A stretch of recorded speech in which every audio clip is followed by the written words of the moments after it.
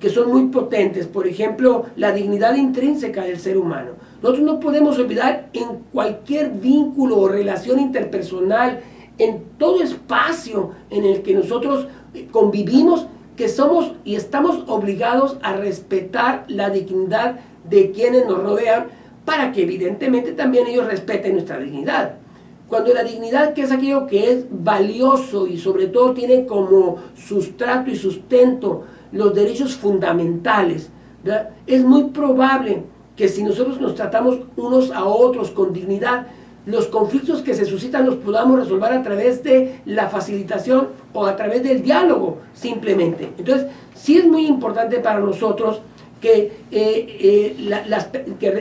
este principio de dignidad intrínseca se mantenga en el día a día.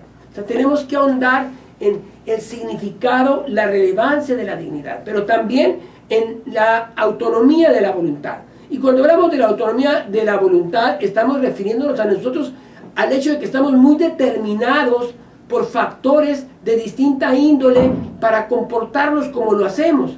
Entonces es necesario que nosotros hagamos ejercicios reflexivos para saber si aquello que pensamos que es producto de lo que queremos es realmente de lo que nosotros queremos o de lo que suponemos que queremos. Entonces, en la mediación asociativa se trata de que la persona ponga en claro, ¿verdad?, que puede abordar situaciones desde un margen en el cual no había ella observado o apreciado que podía mirar ese conflicto. Entonces, la autonomía de la voluntad tiene que ver con un proceso de desarrollo, ¿no?, que ese proceso es un proceso en el que los mediadores nos involucramos en dinámicas que generamos precisamente con los mediados en distintas etapas durante el procedimiento de mediación. Pero independientemente de ello, también tenemos otro elemento que es muy importante como principio, la sinergia. Es decir, en la mediación asociativa no trabajamos nunca desde tú y el yo, trabajamos siempre desde el nosotros, nosotros interactuando, nosotros construyendo, nosotros validando, nosotros procurando encontrar una solución a el conflicto que también es nuestro, porque el conflicto no surge solamente de una sola persona, es la concatenación de las relaciones interpersonales y muchas veces de relaciones, malas relaciones intrapersonales llevadas a las relaciones interpersonales. Entonces, nosotros con esto vamos generando, con estos principios, una visión clara de que la mediación va más allá de como hasta ahora hemos transitado con ella. Y hablamos de corresponsabilidad y nos referimos a la co-construcción. Y la corresponsabilidad significa que, y la co-construcción, que es un trabajo de equipo el que se genere, que se produce, pues. Entonces, en el momento en que nosotros dejamos de lado nuestro individualismo, el hecho de que yo quiero que las cosas pasen como yo pienso, en ese momento nos flexibilizamos y es muy probable que encontremos soluciones que no solo permitan resolver el verdadero o los verdaderos conflictos, sino que fortalezcan nuestras relaciones, que eso es lo más importante. Estamos hablando de fortalecer relaciones. ¿Por qué? Porque en la mayoría de los conflictos, la simiente o el seno o de donde se generan, pues estamos hablando de la familia, estamos hablando de la escuela, estamos hablando del barrio, estamos hablando de lugares de convivencia preexistente y en los que nos vamos a continuar relacionando. Entonces tenemos que buscar formas nuevas, distintas de relacionarnos para que estas nuevas relaciones mejoren la convivencia, seamos seres más fraternales, más solidarios, más cooperativos, ¿no? Entonces, como ustedes pueden observar, así de manera muy superficial y así con tintes prácticamente dando pinceladas muy rápidas, pues tenemos nosotros una concepción de la mediación que es la que les señalaba. Damos mucha importancia nosotros a los principios de la mediación, al perfil del mediador, damos mucha importancia nosotros a las cualidades positivas del ser, que son en particular la bondad, la concordia, la paz y el egocentrismo positivo. Sobre la bondad, la concordia y la paz, ustedes saben ya mucho. Sobre egocentrismo positivo es un concepto que acuñamos que significa que me preocupo mucho por mí, me ocupo de mí, de crecer, pero no para quedarme conmigo, no apropiarme de todo lo que he generado, sino para volcarlo hacia mis semejantes, hacia las personas que me rodean. O sea, ese es el lado positivo del egocentrismo, donde aparentemente pienso solo en mí, pero solamente lo estoy haciendo para estar listo, para poder interactuar con los demás y dar mucho más de lo que yo hubiera podido dar si no hubiera crecido como crecí, con ese observarme, con ese trabajar conmigo mismo. Y claro, ustedes dirán, pues es una utopía, ¿no? O sea, es una utopía la bondad, es una utopía la concordia, la paz. Sí, la utopía existe hasta en tanto la realidad no la alcanza. Y nosotros estamos transitando para alcanzar la utopía y convertirla en una realidad. Y para eso se necesita un ejército de personas que queramos, que sí creamos en que los seres humanos nos podemos comportar de manera distinta a como lo estemos haciendo ahora. Lo estamos haciendo muy mal. Pareciera ser sin una versión ni nihilista ni apocalíptica, pareciera ser que transitamos hacia un abismo como si fuéramos borreguitos, ¿no? Y somos incapaces de contener ese transitar. Y para contenerlo necesitamos precisamente cambiar la manera en que nos relacionamos, ¿no? En la manera en que nos relacionamos con nosotros mismos, la forma en que nos relacionamos con las personas que nos rodean. Eso es esencial. Si queremos nosotros, aún en la etapa de la vida en que nos encontramos, continuar el resto que nos queda en una condición tal en la que nos experimentemos sintiéndonos bien, sin que nos intoxiquemos por tantas situaciones que nosotros mismos provocamos, producimos, y que sin que eso nos lleve a conflictos internos tan complejos que resulta que los externos son minúsculos frente a esos conflictos que nosotros traemos dentro y que no podemos resolver precisamente porque no hemos aprendido a relacionarnos bien con nosotros mismos. Y entonces aquí viene algo que es muy importante en la mediación asociativa, que son las habilidades sociocognitivas. Es muy importante el autocontrol, como decía en su momento, la metacognición, sobre todo 4 habilidades que para nosotros son esenciales en el ser y que son suficientes para que viviéramos en un mundo distinto: la asertividad, la empatía, la compasión, vinculada precisamente a la primera que yo señalaba, que era el autocontrol. Pero también es muy importante porque los seres humanos, a pesar de que somos creativos, nos paralizamos con frecuencia cuando estamos en un conflicto. Y es muy importante tener claro que nuestro pensamiento creativo está ahí a nuestra disposición, igual que nuestro razonamiento crítico. Es decir, contamos con un bagaje de habilidades que están aletargadas. Contamos con cualidades positivas que las mantenemos aletargadas. Y bajo esa premisa también nos encontramos con que somos seres emocionales, ¿no? Y que las emociones dimanan de nuestro cerebro básico y de nuestro cerebro límbico, y que nosotros somos incapaces cognitivamente, como seres pensantes, de conducir a esas emociones. Y dejamos que las emociones negativas se apropien de nosotros, ¿no? Y que esto nos impacte y nos afecte en la relación con las personas que nos rodean. Y bueno, ¿qué sucede si soy incapaz desde el mundo de la razón de contener emociones negativas? Que bueno, me voy a expresar, me voy a conducir dañando, lastimando, hiriendo, afectando a otros seres humanos. Cuando yo tengo la oportunidad de lograr que afloren emociones positivas que me hermanan, que le dan sentido a la fraternidad, como lo señala la Declaración Universal de los Derechos Humanos, y que bueno, con esto la manera en que me relaciono es distinta. Es decir, una persona es violenta o es pacífica dependiendo de cómo se relaciona consigo misma. Una persona es violenta o es pacífica dependiendo de cómo se relaciona con sus semejantes en cualquier contexto. Luego entonces el tema tiene que ver con relaciones, cómo nos relacionamos. Y resulta que nosotros traemos un bagaje congénito para relacionarnos de una manera en la cual si aparece un conflicto lo desactivemos y nos sirva incluso ese conflicto para comprendernos, entendernos mejor y seguir adelante fraternalmente en nuestras relaciones. Pero no lo estamos haciendo. El no hacerlo nos ha llevado a la realidad en la cual actualmente estamos inmersos. Y ahí precisamente nosotros, cuando hablamos de mediación asociativa, nos referimos nosotros a cuál es la dinámica de la mediación asociativa, cómo funciona el proceso de mediación asociativa. Tenemos desde la convocatoria, la apertura, ¿no? Una etapa que es muy importante antes de la apertura de la mediación, que es la premediación. Es muy importante en todos los modelos de mediación la premediación.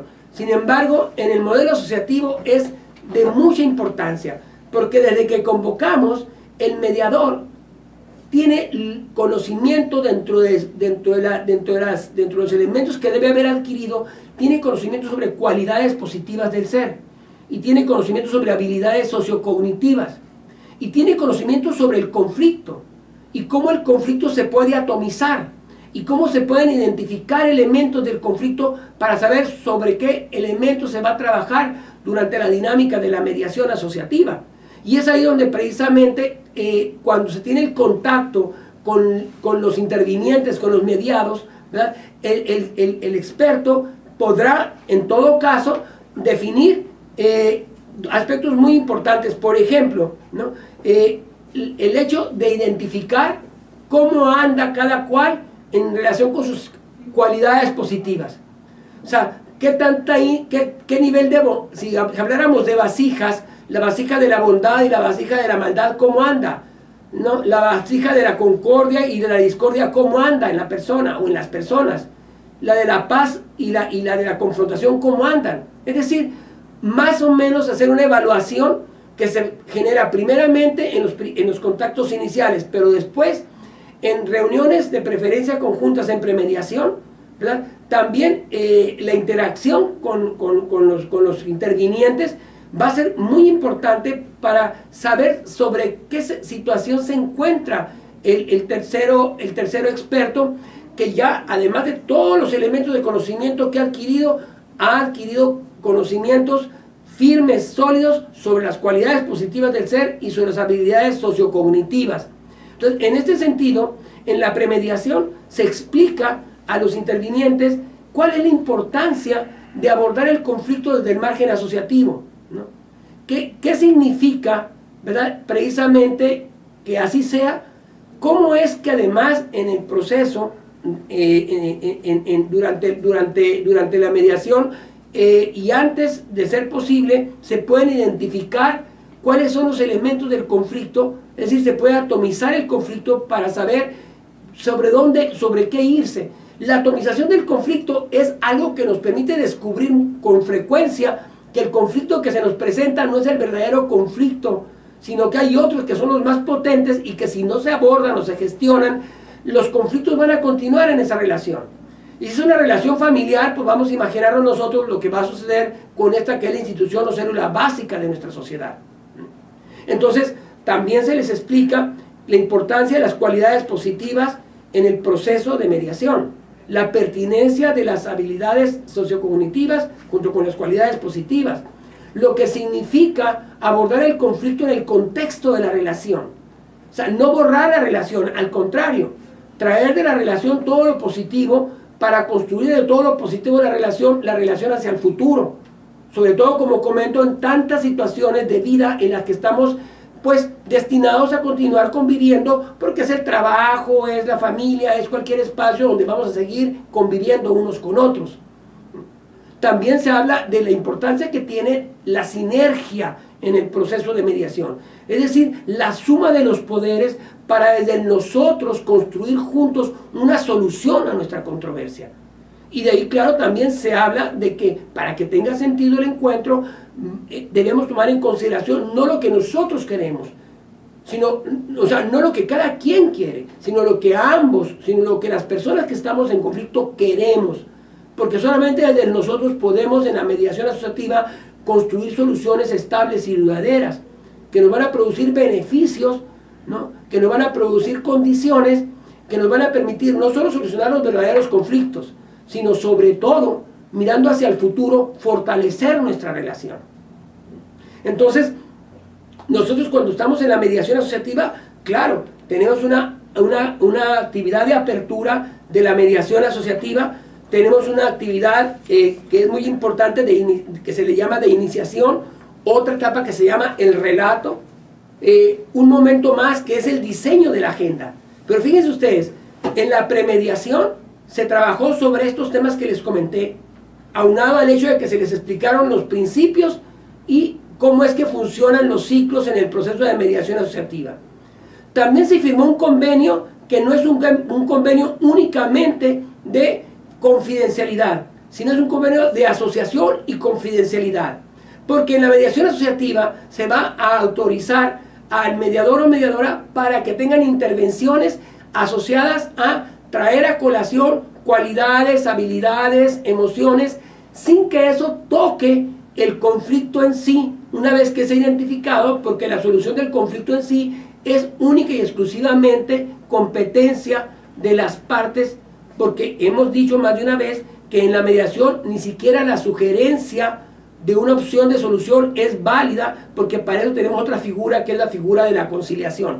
Pero sí es muy importante que el mediador pueda interrumpir positivamente el proceso para traer a colación con ideas sencillas que es interesante, que es importante que se tome en consideración, por ejemplo, elementos asociados a la bondad o a la concordia, o para que se traiga a colación el autocontrol, porque la persona pues es impulsiva, o que se traiga a colación alguna otra habilidad cognitiva de la que yo mencionaba con anterioridad, que son expresiones muy sencillas que se van colocando sobre la dinámica de la mediación, pero que son clave para que las personas miren desde otra óptica cómo van a abordar el conflicto y cómo se miran una a otra, no una y la otra al otro lado, sino cómo se miran una a la otra trabajando juntos, construyendo la solución del conflicto. Y entonces estos círculos van a un momento en el cual llegamos al diseño de la agenda, y la agenda para resolver el conflicto ya se mira desde el margen asociativo del conflicto, se mira desde la visión del nosotros, se trabaja en el contexto de la relación, se piensa en que la relación merece la pena que sea fortalecida y qué tipo de propuestas se van a hacer, por lo menos se piensa en cuanto a que realmente signifiquen algo valioso para las partes en conflicto. Es decir, son una serie de sucesos que no son terapéuticos, sino que están directamente asociados a cualidades y habilidades del ser humano que tienen que ser traídas a colación para despejar la mente. Es decir, ese estado de alienación que nos lleva a mirar el conflicto de una manera que no nos ayuda a nosotros, ni ayuda a la relación, ni ayuda a la comunidad a que lo abordemos desde ese margen. Entonces, como ustedes pueden ver, como ustedes pueden observar, en la mediación asociativa, nosotros sí hablamos del conflicto, pero el conflicto, como les decía, es solamente el que se nos presenta, no el real conflicto, que a lo mejor sí puede ser el mismo hilo conductor para tomar conciencia de la realidad. Y la mediación asociativa como un espacio en el que, además de que las personas solucionan su conflicto, pueden mirar hacia dónde están sus verdaderos conflictos. Porque muchas veces las personas viven por años atrapadas en conflictos que son conflictos superficiales, pero que es una sustancia tóxica que les permite interactuar y vivir alrededor del conflicto, dándole fuerza al conflicto para mantenerse en una determinada condición.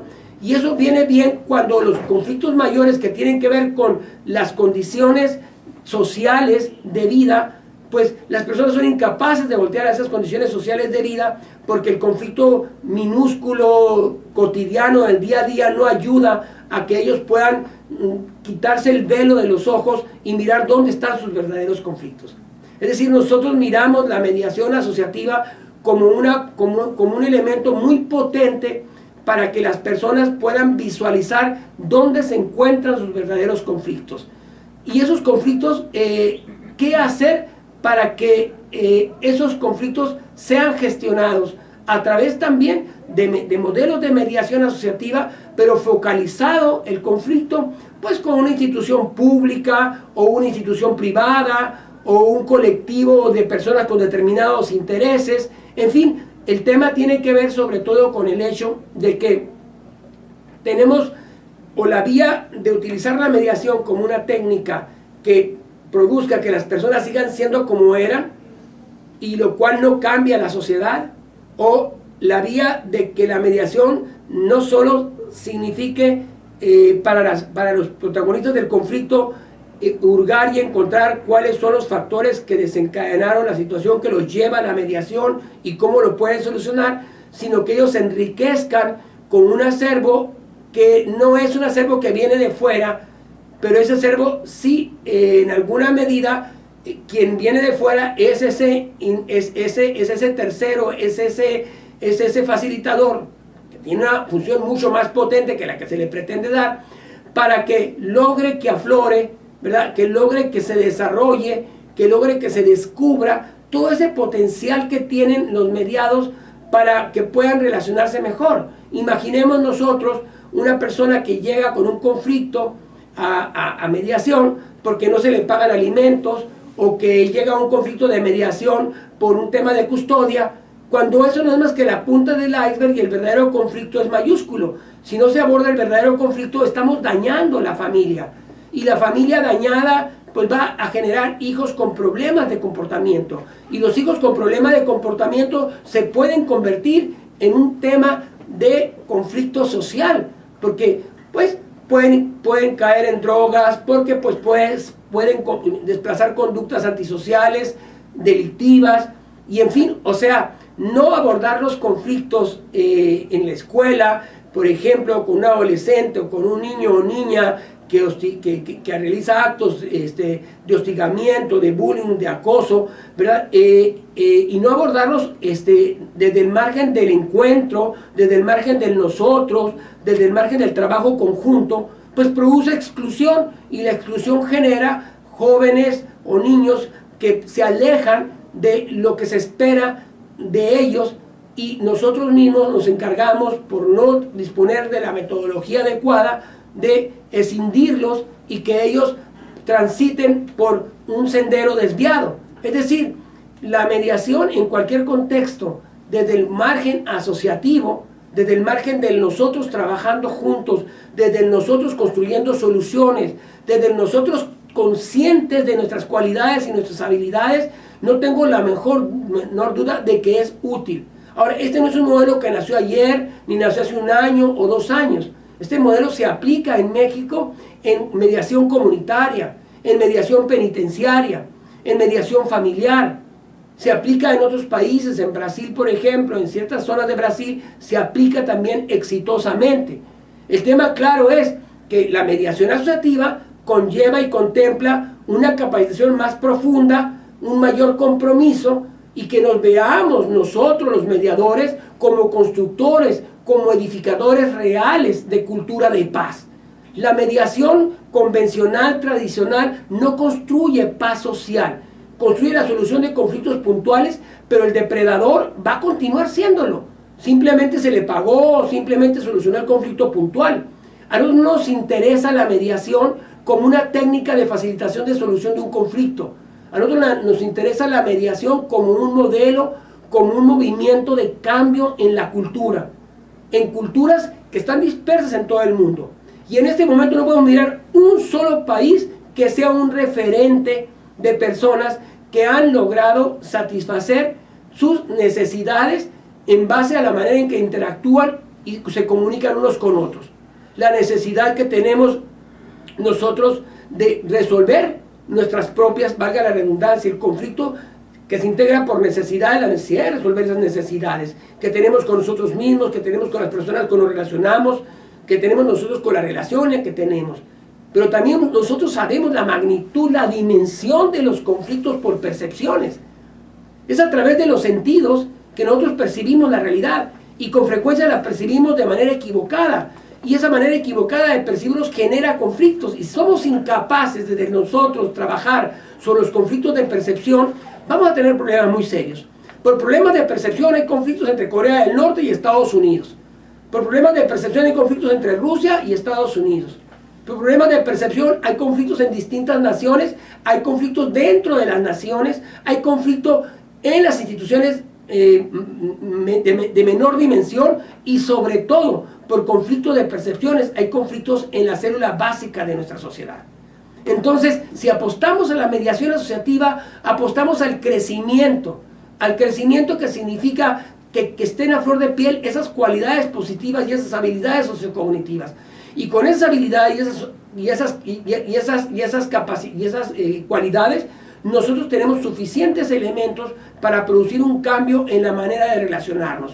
Es decir, pues podemos construir ese puente tan ansiado, tan anhelado de que nos permita transitar de cultura de la violencia a cultura de la paz, pero solamente lo vamos a lograr si nos comprometemos con un modelo de mediación, que puede ser el modelo de mediación asociativa u otro modelo, pero que no solo se circunscriba a la solución del conflicto, sino al hecho de que las personas tomen conciencia de la realidad en la que están inmersas. El derecho, vuelvo a repetir, tiene una misión, y actualmente en el mundo y particularmente en México, la mediación se ha colocado en una posición privilegiada, tanto a nivel constitucional como a nivel de legislaciones secundarias, para permitir con ello que nosotros podamos convivir de una manera distinta a como lo hacemos. Es decir, ya la mediación no aparece como una técnica por ahí dispersa, sino como ya incorporada a la norma jurídica de la mayoría de los países, y particularmente en nuestro país es muy potente, de tal manera que las reformas que se producen a 100 años de la conmemoración de la Constitución Política de los Estados Unidos Mexicanos colocan la mediación como la puerta de entrada para la solución de cualquier conflicto de la índole que fuere, precisamente por lo que conlleva en sí. Pero si la aplicamos como técnica, no vamos a lograr los cambios que queremos, y no vamos a reducir la violencia, lamentablemente, en la cual estamos nosotros inmersos y atrapados. Bueno, con esto yo concluyo esta intervención y doy espacio para comentarios o para lo que ustedes estimen pertinente.